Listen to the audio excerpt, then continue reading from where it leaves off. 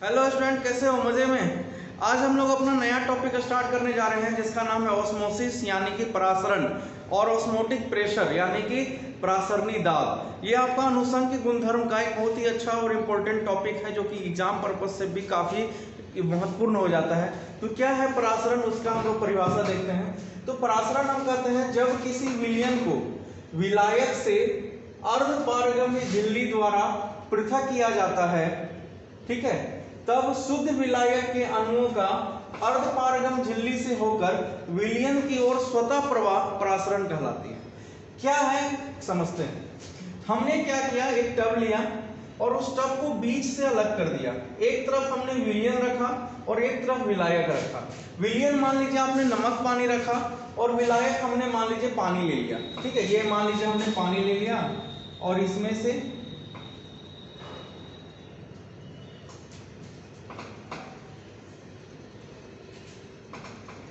और हमने यहां पे क्या ले लिया, नमक पानी ले लिया।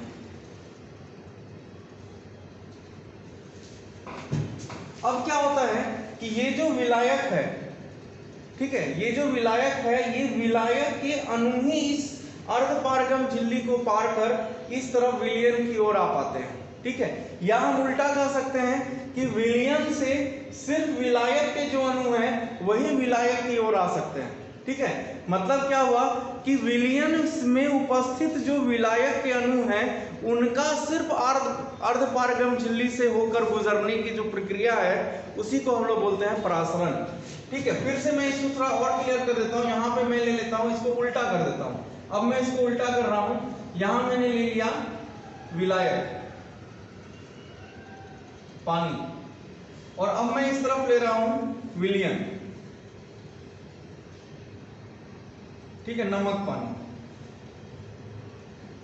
ठीक है।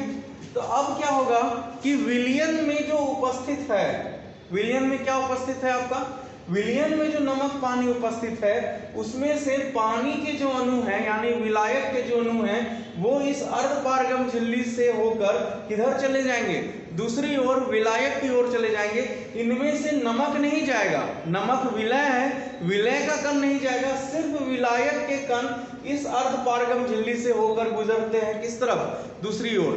तो यह जो प्रक्रिया कहलाती है इसी को हम लोग परासरण कहते हैं। अब यहाँ सवाल ये उठता है कि ये बीच में अर्धपारगम झिल्ली क्या है। अर्धपारगम झिल्ली आपका एक फिल्टर पेपर जैसा होता है जो कि छानता है विलय और विलायक के अणुओं को। ये इतना पतला होता है कि इनमें से सिर्फ जो विलायक के अणु हैं वही उस ओर जा सकते हैं, ठीक है, विलय के अणु उस ओर नहीं जा सकते।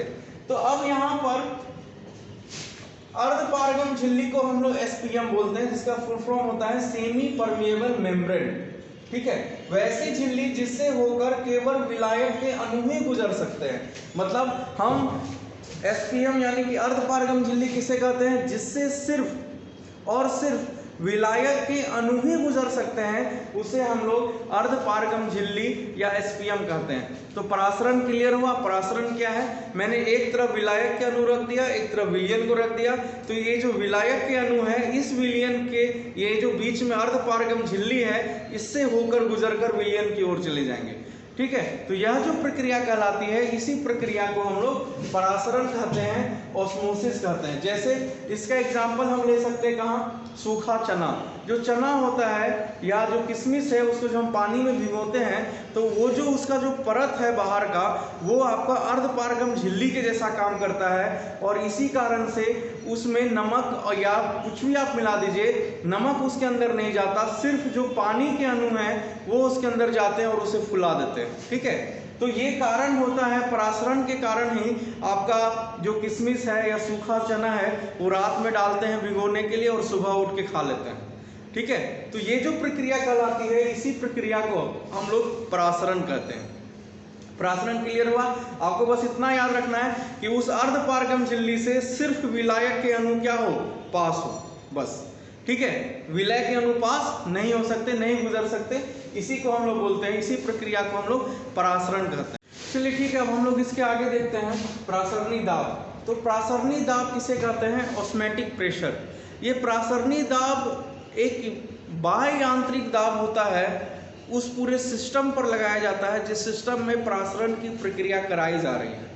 विलयन की ओर हम लोग क्या करते हैं, पिस्टन लगाते हैं और उस पिस्टन पर बाह्य दाब आरोपित करते हैं। हम जैसे ही उस पर बाह्य दाब आरोपित करते हैं उस स्थिति में क्या है कि एक साम्यावस्था की स्थिति आती है जहां पर जो बाह्य दाब है वो प्रासरण की प्रक्रिया को रोक देता है। यानी कि जो विलायक के अणु जो विलयन की ओर आ रहे थे अब वो नहीं आएंगे और रुक जाएंगे। मतलब प्रासरणी दाब आपका एक नेगेटिव कंसेप्ट है, इसमें आप ये समझ सकते हैं कि यह नहीं होने देने की प्रक्रिया है। ऐसा नहीं कि दाब देंगे तो प्रासरण प्रक्रिया तेज हो जाएगी, इसमें ऐसा नहीं है, प्रासरण की प्रक्रिया इसमें रुक जाती है। क्या है प्रासरणी दाब समझते हैं। जब किसी विलयन को विलायक से अर्धपारगम झिल्ली द्वारा पृथक किया जाता है, ठीक है, हमने यहाँ एक सिस्टम बनाया जिसे विलयन और विलायक को अर्धपारगम झिल्ली यानी कि एसपीएम द्वारा क्या किया है, अलग कर दिया है, ठीक है, बहुत बढ़िया। जब शुद्ध विलायक के अणुओं का अर्धपारगम झिल्ली से होकर विलयन की ओर स्वतः प्रवाह हो रहा था, बहुत बढ़िया, इसी को तो प्रासरण कहते हैं। शुद्ध विलायक के अणुओं का अर्धपारगम झिल्ली से होकर विलयन की ओर जो स्वतः प्रवाह है हो रहा था, स्वतः प्रवाह को रोकने के लिए, स्वतः प्रवाह को रोकने के लिए आवश्यक बाह्य यांत्रिक प्रासरणी दाब कहलाता है। मतलब क्या हुआ कि जो हमने बाहर से दाब लगा रहे हैं उसको रोकने के लिए, बाहर से हम दाब लगा रहे हैं, अब प्रासरण रुक गया। तो ये जो दाब है, बाह्य दाब है, इसी को हम लोग प्रासरणी दाब कहते हैं। फिर से एक बार समझ लीजिए, हमने क्या किया, एक सिस्टम बनाया, इसमें क्या किया, एक तरफ विलयन एक तरफ विलायक को रखा, बीच में एसपीएम रखा, ठीक है। सांद्रता के अंतर के कारण विलायक के अणु विलयन की ओर जाने लगे। अब विलायक के अणु जो विलयन की ओर जा रहे हैं तो विलयन की ओर से हमने बाह्य दाब लगाना स्टार्ट किया। अब बाह्य दाब लगा रहे प्रासरण की हो रही है प्रक्रिया, लगा रहे हो रही है, अब नहीं हो रही, मतलब अब विलायक के अणु इस तरफ नहीं जा रहे हैं। जो दाब का मान जिस पर प्रासरण की प्रक्रिया रुक जाए, मतलब कि विलायक का अर्धपारगम झिल्ली से होकर विलयन की ओर जाने की प्रक्रिया रुक जाए, उसी को हम लोग कहते हैं प्रासरणी दाब। यानी कि बाह्य दाब हम लोग P से सूचित करते हैं, वही होता है प्रासरणी दाब के बराबर, जहां पर जो प्रवाह है वो रुकना चाहिए। यहाँ प्रवाह क्या हो जाए, रुक जाए। जो विलायक के अणु का प्रवाह है वह अर्धपारगम झिल्ली से होकर विलयन की ओर नहीं जाए, यही जो प्रवाह का रुक जाना कहलाता है प्रासरणी दाब, ठीक है। अब इसका गणितीय समीकरण देख लेते हैं कैसे निकालते हैं। तो गणितीय समीकरण में हम लोग एक लेते हैं बॉयल-वार्नहाफ नियम के अनुसार से पाए समानुपाती 1/v होता है, ठीक है। मतलब कि जो प्रासरणी दाब का मान है वो अगर हम आयतन को बढ़ाते जाएंगे तो प्रासरणी दाब का मान क्या होगा, घटता चला जाएगा। दूसरा है चार्ल्स-वार्नहाफ नियम के अनुसार से, सब साइंटिस्ट थे जिन्होंने रिसर्च करके निकाला है, पाए समानुपाती T, यानी कि हम अगर ताप बढ़ाते जाएंगे तो ताप बढ़ाने के साथ साथ जो प्रासरणी दाब है वो भी बढ़ता जाएगा, ठीक है। चलिए अब समीकरण 1 और 2 को हम मिला देते हैं। तो पाए समानुपाती 1/v तथा पाए समानुपाती T, ठीक है, दोनों को मिला देंगे तो हो जाएगा पाए समानुपाती T/v, ठीक है। यहाँ तक कोई दिक्कत नहीं। समानुपाती का निशान हटाने के लिए हम एक नियतांक देते हैं, तो वो नियतांक हम लोग ले रहे हैं R है गैस नियतांक। R क्या है, गैस नियतांक। तो पाए बराबर क्या हो गया RT/v। चलिए R बराबर क्या होता है 8.314, ठीक है। अब यहाँ पाए बराबर क्या हो जाएगा RT/v। चलिए अब इसको इधर ले आते हैं, हो जाएगा पाए v बराबर RT, एक समीकरण आ गया। अब हम लोग यहाँ पे 1 मोल तो लेंगे नहीं, हम लोग यहाँ पे n मोल मान लेते हैं कि n मोल विलय विलयन में घुला है, n मोल विलय विलयन में घुला है, इसीलिए पाई v बराबर जो RT लिखे थे वो हो जाएगा पाई v बराबर nRT। क्या हो जाएगा, पाई v बराबर nRT। n कहाँ से आया, ये हमने ले लिया n मोल विलय के लिए, तो n से गुना कर दिया, ठीक है, हो जाएगा पाई v बराबर nRT। अब ये जो n है इसको भी, इस v को इधर ले आएंगे, हो जाएगा n/v। अब आपको याद कीजिए कि n/v कहाँ पे हम लोग पढ़े थे, विलय का मोल बटा विलयन का आयतन, किसका फॉर्मूला था? मोलरता का, सांद्रता का। ठीक है, तो सांद्रता को हम लोग C से सूचित कर रहे हैं। किससे सूचित करते हैं? C से सूचित करते हैं। तो N/V के बदले हम क्या लिख देंगे? C। ये जो सांद्रता है इसको हम लोग C से सूचित करते हैं, तो N/V के बदले लिख देंगे T, C लिख देंगे, फॉर्मूला आ जाएगा पाई बराबर CRT। ठीक है, फिर से एक बार यहां से देख लेते हैं। पाई V बराबर हो जाएगा RT, N मोल के लिए हो जाएगा पाई V बराबर NRT। अब NV को इधर ले आएंगे, हो जाएगा N/V, यानी कि विलय का मोल बटा विलयन का आयतन। यह मोलरता को सूचित करता है, और जो मोलरता है वो सांद्रता को सूचित करता है, और सांद्रता को हम लोग C से सूचित करते हैं। ठीक है, तो N/V के बदले हम C लिख देंगे, हो जाएगा पाई बराबर CRT। ठीक है, यहां तक कोई दिक्कत? ठीक है, अब हम लोग आगे बढ़ते हैं। अब हम लोग पढ़ते हैं प्रासरणी दाब के आधार पर विलयन के कितने प्रकार हैं। तो प्रासरणी दाब के आधार पर विलयन के मुख्यतः 3 प्रकार होते हैं। ठीक है, आइसोटोनिक, समप्रासरणी, हाइपोटोनिक और हाइपरटोनिक। हाइपर मतलब तो समझ में आ रहा है, गुस्सा हो जाना, हाइपर हो जाना। ठीक है, हाइपो मतलब कम और आइसो मतलब बराबर। हो गया खत्म। ठीक है, तो आइसोटोनिक विलयन किसे कहते हैं? हम क्या करते हैं, दो विभिन्न प्रकार का सिस्टम बनाते हैं। ठीक है, एक विलयन का प्रासरणी दाब हम पाई 1 मान लेते हैं, एक ये दूसरा विलयन है उसका प्रासरणी दाब पाई 2 मान लेते हैं। इसका मतलब ये हुआ कि ये पाई 1 दाब पर, ठीक है, मान लीजिए 3 बार 4 बार पर इसका प्रासरण की प्रक्रिया रुक गई होगी। इसको पाई 2 मान लेते हैं 5 बार 6 बार, किसी पर इसकी प्रासरण की जो प्रक्रिया है वो रुक गई, तो इसका प्रासरणी दाब पाई 2 मान लेते हैं, इसका प्रासरणी दाब पाई 1 मान लेते हैं। दो अलग अलग सिस्टम है, अलग अलग विलयन है, अलग अलग वॉल्यूम। ठीक है, लेकिन टेम्परेचर दोनों का समान है। अब समान ताप पर दो विलयनों का प्रासरण दाब जब समान हो जाए, दो विभिन्न विलयन ले रहे हैं, एक विलयन A है, दूसरा विलयन B है, दोनों का जो प्रासरण दाब है, मतलब दोनों समान दाब पर, इसको भी 3 बार दे दिए, इसको भी 4 बार दे दिए, सॉरी इसको भी 3 बार दे दिए, इसको भी 3 बार दे दिए, तो 3 बार दाब देने पर दोनों का प्रासरण की प्रक्रिया क्या हुई? रुक गई।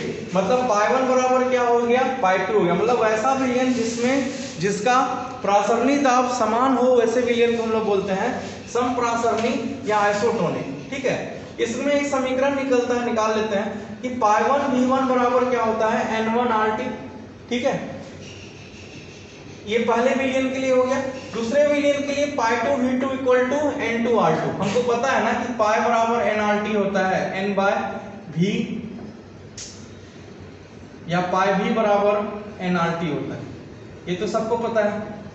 अब यहाँ पर हम अलग अलग विलयन के लिए अलग अलग मोल की मान ले लेंगे, एक के लिए N1 ले लेंगे, एक के लिए N2 ले लेंगे। तो यही मैंने दो इक्वेशन बना दिया। एक के लिए पाई 1 V1 बराबर क्या हो गया? N1 RT। दूसरे के लिए पाई 2 V2 बराबर क्या हो गया? N2 RT। अब यहाँ से हमने क्या किया? पाई 1 का मान निकाल लिया, पाई 1 बराबर N1/V1 RT। ये इक्वेशन तो सबको पता है, फाइनल इक्वेशन था।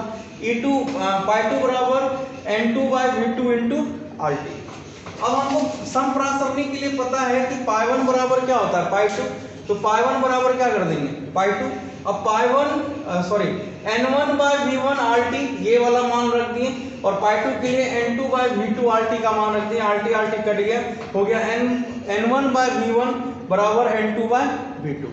ये मेरा एक प्रासरणी दाब के लिए, समप्रासरण के लिए एक समीकरण आया। ठीक है, ये ऑब्जेक्टिव पूछा जाता है। अब हाइपरटोनिक किसे कहेंगे? वैसा दो विलयन, ठीक है, जिसमें एक विलयन का क्या हो? प्रासरणी दाब दूसरे विलयन से अधिक हो, तो हम लोग उसको बोलेंगे क्या? हाइपरटोनिक। प्रासरणी दाब दूसरे विलयन से अधिक हो, मतलब पाई 1 मान लेते हैं, पाई 2 से क्या है? अधिक है। हाइपोटोनिक किसे कहेंगे?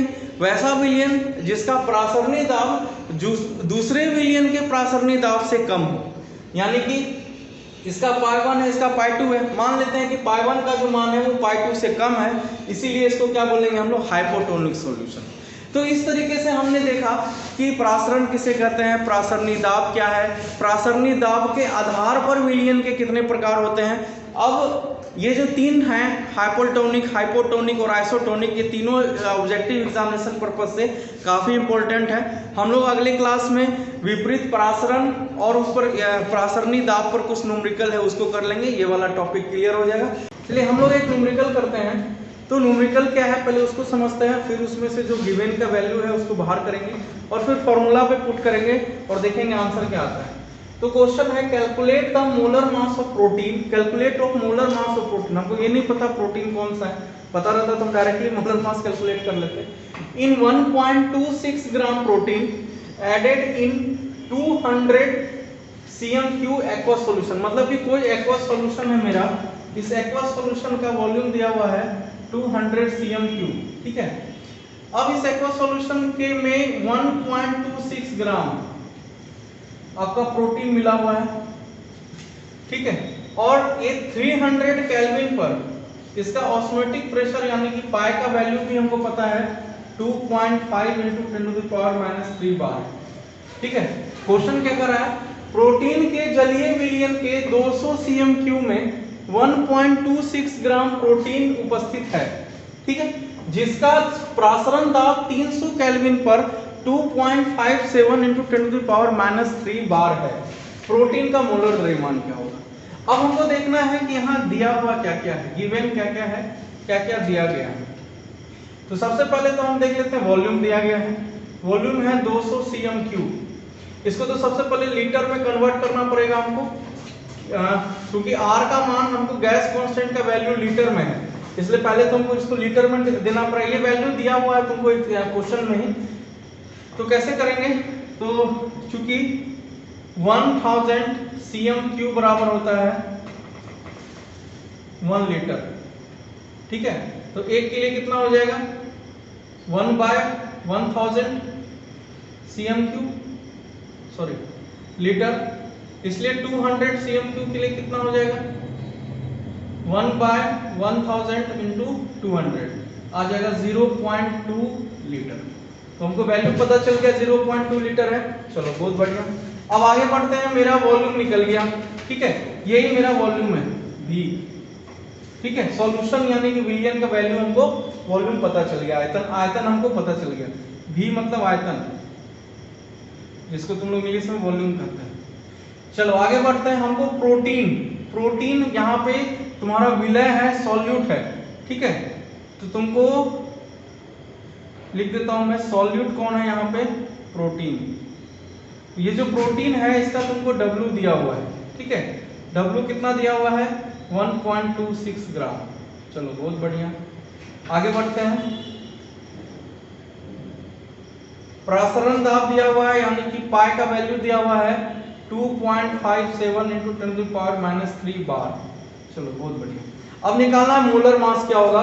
तो सबसे पहले तो पाई का फॉर्मूला क्या होता है हम लोग उसको देख लेते हैं। पाई बराबर होता है CRT, अगर C को लिखते हैं हम लोग N/VRT, N को हम लोग लिखते हैं W/M, तो हो जाएगा V × M × R × T, ठीक है, क्योंकि N बराबर लिख देता हूं क्या होता है W/M।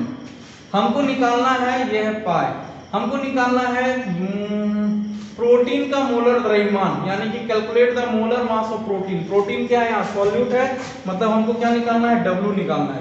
तो W बराबर फॉर्मूला क्या आ जाएगा बनके, ठीक है, W बराबर क्या आ जाएगा फॉर्मूला, पाई × V × M/R × T, ये मेरा एक फॉर्मूला आ जाएगा, ठीक है। अब इसमें जो जो वैल्यू दिया हुआ है हम लोग पुट कर देते हैं। एक मिनट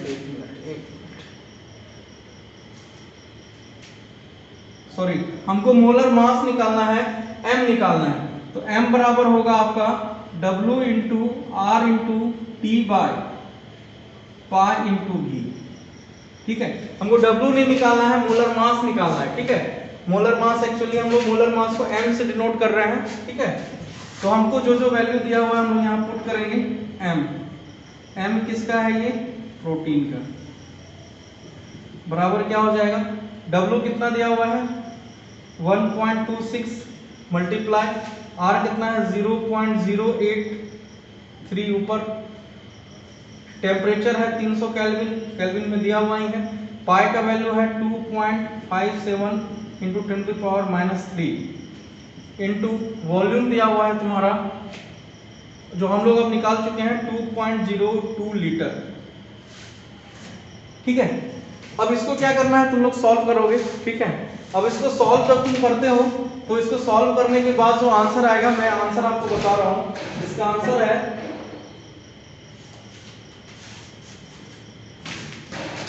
61022 ग्राम पर मोल। आपका ये आंसर चेंज भी हो सकता है क्योंकि ये मैंने डायरेक्ट बुक से देखकर लिखा है, ठीक है। तो आप इसमें 6 मल्टीप्लाई 1 पॉइंट ऐसा करके 10 टू द पावर माइनस ऐसा करके भी आंसर आ सकता है, कोई प्रॉब्लम नहीं है। ये अपने हिसाब से आप कैलकुलेशन कर लीजिएगा। आप लोग कैलकुलेशन मैथमेटिशियन हैं, आप लोग महारत हासिल है उन लोगों में, ठीक है। तो जो भी है, तो मोलर मास हम लोग कैसे कैलकुलेट किए, जो हम लोगों का मेन कंसेप्ट उस पर आते हैं। हम लोगों को पाई का फॉर्मूला पता है, पाई बराबर CRT, C बराबर हम लोग लिखते हैं कंसंट्रेशन को N/V, ठीक है। N/V हो गया RT, N का वैल्यू होता है W/M, यहाँ लिख दिए W/M, ठीक है। इसको W into R into T by V into M कर लिए, ठीक है। यहाँ से M को बाहर निकाल लिए, आ गया WRT by pi into V, ठीक है। चलिए अब यहाँ पे 200 cm³ है, तो 1000 cm³ बराबर होता है 1 लीटर। तो एक, ठीक है, एक में कितना होगा 1/1000, 200 cm³ कितने के बराबर हो जाएगा 0.2 लीटर के बराबर। प्रोटीन का हमको मास दिया और भार दिया हुआ है, वेट दिया हुआ है 1.26 ग्राम, ठीक है। हमको वॉल्यूम दिया हुआ है, वो हमने चेंज कर लिया। पाई का वैल्यू भी दिया हुआ है, जो कि जिस पाई इक्वल टू यहाँ क्या है, ऑस्मोटिक प्रेशर, ठीक है, प्रासरणी दाब। बस उस सारे वैल्यू को इसके पुट करना है और आपको आंसर दे देना है,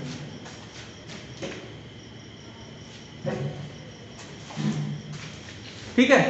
तो ये आपका टॉपिक यहाँ खत्म होता है। तो इसके बाद जो भी हम लोग नया टॉपिक पढ़ेंगे, एक इसमें बहुत अच्छा फेमस क्वेश्चन है, रिवर्स ऑस्मोसिस क्या होता है।